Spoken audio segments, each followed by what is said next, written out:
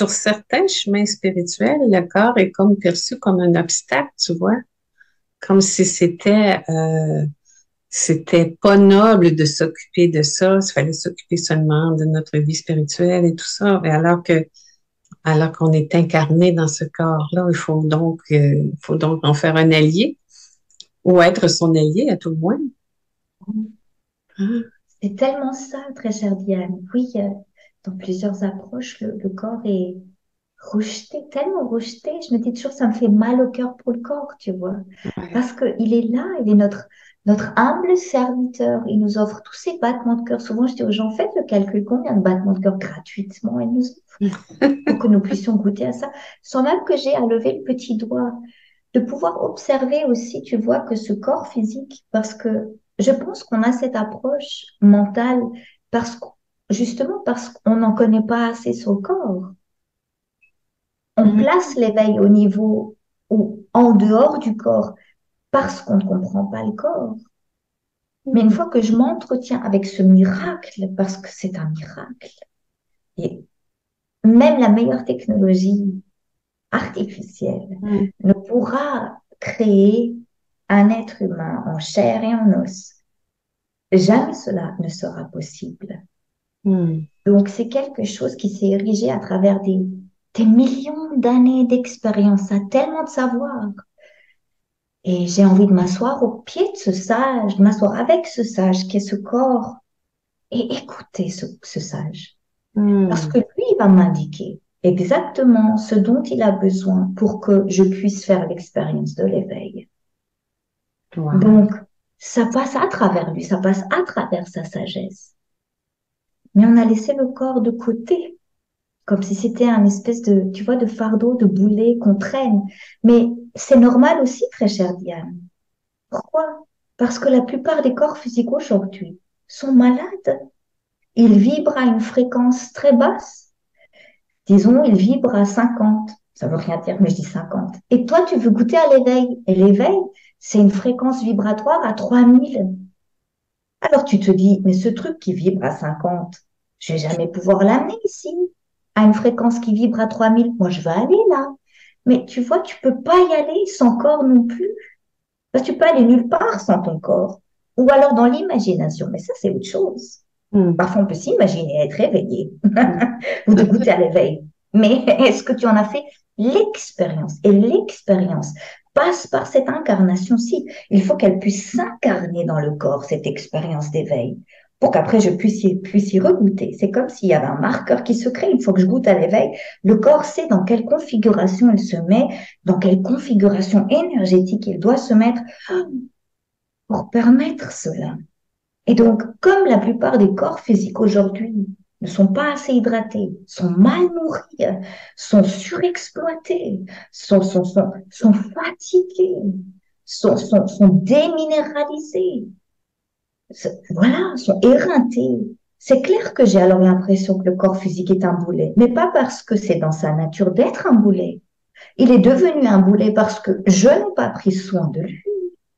Aussi parce que peut-être la société, la conscience collective, peut-être ne me permet pas non plus d'être sensible à lui. Tu vois, si on expliquait ça aux enfants en jeune, en bas âge, en leur disant, tu vois, ton corps, c'est ton premier ami, ton mental, c'est ton ami, tes émotions, ce sont tous, tu as trois amis, ce sont tes meilleurs amis, des amis comme ça, en or comme ça, tu ne les trouveras jamais à l'extérieur de toi. Donc, tu as déjà trois amis sur lesquels tu peux te reposer quand tu es seul, quand tu te sens triste, quand tu peux être, t'es avec eux, t'es jamais seul. Tu vois déjà la relation que ça pourrait créer pour l'enfant qui grandit après. Tu crois que le manque de confiance, que le doute, que le rejet de soi, que l'auto-sabotage, que l'auto, je ne sais pas quoi, mutilation, que l'envie de se suicider, tu crois qu'il y en aurait autant? Non, on aurait déjà instauré un amour tellement fort en soi qu'on aurait envie de nourrir cet amour davantage. L'amour a soif davantage d'amour, non? Donc, il ne faut pas se dire ou partir du postulat que le corps physique est un boulet. il faut observer la nature du corps physique et se dire, ah bah oui, ça fait 20 ans que je ne m'en occupe pas. Je ne l'hydrate pas assez, je ne lui fais pas faire assez de sport, il n'a pas assez jeûné, il mange trop déjà. On nous gave quotidiennement. Mange, mange, mange, mange, mange. T'es triste, tu vas bien, mange, mange, mange, mange, mange. Si tu veux un bon moment avec tes amis, mange. Si tu veux ceci, mange. Devant le cinéma, mange, mange, mange, mange, mange. Pour finir, tu as ton taux de glycémie qui est tellement haut, ton inflammation tout le temps présente, et ton corps physique a tellement de job avec toutes les conneries que tu lui infliges. Tu crois qu'il a le temps là d'aller s'occuper de l'éveil? Il ne peut pas comme ça. Donc, je souhaite vraiment à toute l'humanité qu'elle puisse se reconnecter à son corps pour goûter à une santé saine, pour pouvoir observer toute cette énergie qui se déploie ici. Et quand j'observe cette énergie qui se déploie ici, ben, j'ai plus peur, Diane. Peu importe ce qui se produit ici, je sais que mon corps se charge de cela et je sais entendre ces messages et je sais comment l'accompagner. Je sais, il n'y a plus de doute parce qu'il me parle. Il est beaucoup plus proche de moi que du médecin qui va me dire ce que j'ai à faire. Donc, cette reconnexion-là, pour moi, est quelque chose qui fait partie du processus d'éveil. Pour moi, l'éveil, c'est quelque chose de très concret aussi. C'est pas quelque part là-haut. Hmm. On vient de prendre conscience de l'importance de la santé et de la relation avec notre véhicule, justement. Est-ce que c'est quelque chose que tu abordes dans ton atelier attends,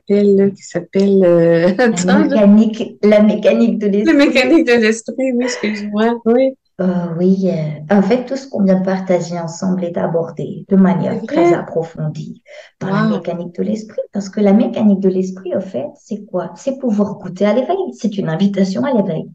Mais l'éveil, tu sais, l'éveil, souvent, on pense qu'il y a comme une espèce de finalité. Une fois que tu as goûté à ça, c'est voilà, t'es éveillé. Mais il y a plusieurs degrés d'éveil. Oui. Donc, on veut goûter à l'éveil dans le plan humain, et pour pouvoir goûter à cet éveil, il faut que j'allège. Il faut que je comprenne comment fonctionne la mécanique de cette vie-ci, du corps, du mental, du système émotionnel. Et donc, en fait, je vais passer par un processus d'allègement, de dépouillement. Je vais m'alléger parce que je veux que ceci puisse goûter à l'éveil. Donc, il faut que ce soit léger. On Hmm. change la fréquence vibratoire intentionnellement dans la mécanique de l'esprit. Donc, ça s'appelait bien la mécanique parce que je, en fait, j'invite les participants à comprendre leur mécanique pour qu'après ils puissent manier cette mécanique. Et quand tu veux, par exemple, être relié à ton intuition, il faut que tu sois dans une fréquence vibratoire qui te permette d'être à l'écoute de celle-ci. Donc, en fait, c'est juste de comprendre comment ça fonctionne, ne serait-ce que dans ce plan humain-ci. Et une fois que je comprends comment ça se passe ici, que j'investis de l'énergie ici, que mon énergie est suffisamment haute, et ben à partir de là, je peux créer la vie de mes rêves. Oui. Parce que j'ai assez d'énergie et cette énergie, elle va nourrir mon objectif. Tu vois, souvent, les gens, ils font les choses à l'envers. L'autre jour, quelqu'un m'a dit, j'avais le séminaire en Suisse, et puis la personne m'a dit, bah, moi, au fait, c'est ça mon désir, j'ai tel objectif. Puis je lui dis, mais énergétiquement, tu te sens comment? Elle m'a dit, bon, bah, tu vois, ça fait quand même 6 mois que je suis dans l'insomnie, je digère mal. Je lui dis, laisse tomber ton objectif. J'ai dit, tu n'as pas assez d'énergie pour nourrir ton objectif. Donc, nourrir ton objectif passe d'abord par te nourrir toi énergétiquement, augmenter ton énergie ici, pour qu'après tu puisses nourrir tes objectifs. Donc, la mécanique de l'esprit, c'est pas quelque chose d'abstrait où on va vers d'autres sphères de conscience, bien qu'on en parle aussi, mais on commence par la base de la base, qui est ce plan humain.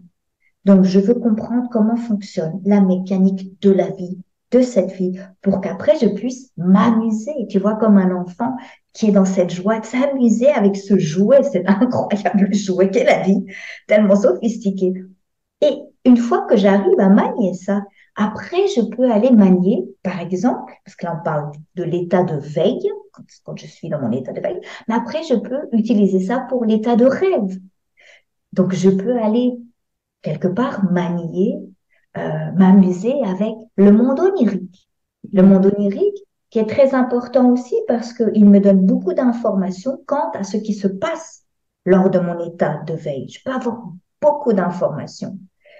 Donc, on va comme ça graduellement, en fait. Et la mécanique de l'esprit, c'est quelque part, c'est revenir à cet être multidimensionnel que nous sommes et pouvoir utiliser cette énergie tentaculaire dans tous les plans de conscience, que ce soit à l'échelle humaine ou dans d'autres plans. Donc, c'est un vaste voyage. C'est pour ça qu'on le donne par module. Tu vois, le premier module ici qu'on va donner, le thème, c'est la désidentification Oui, comme voie de guérison ultime. mais c'est extraordinaire comme thème, hein. Moi, j'ai tellement hâte de participer à ça. Je serai là avec toi le 17 et 18 à Québec. Mais Je suis ravie. oui, c'est- ce- cette désidentification-là, tu vas nous donner les outils pour procéder, tu vas nous montrer comment faire. Ah oui, oui, oui. Ça passe par une mise en pratique. Donc, bien sûr qu'on va parler de la chose pour qu'on ait une vue d'ensemble, de manière déjà théorique, tu vois, pour placer un peu les choses comme ça dans l'espace et s'entretenir déjà de cette manière-ci. Mais après, on va faire des exercices parce que ça doit passer par une expérience interne, toujours, du Hmm. moins jusqu'à un certain degré. Mais dans ce premier module, justement, on va beaucoup parler de la désidentification.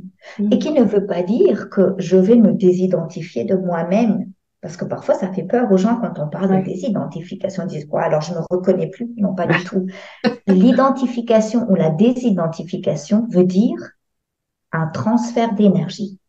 Quand je m'identifie à quelque chose, j'amène mon énergie vers cette chose. Oui. Et donc, là où est amenée mon énergie, bah, ça devient en fait mon terrain d'observation et d'expérimentation.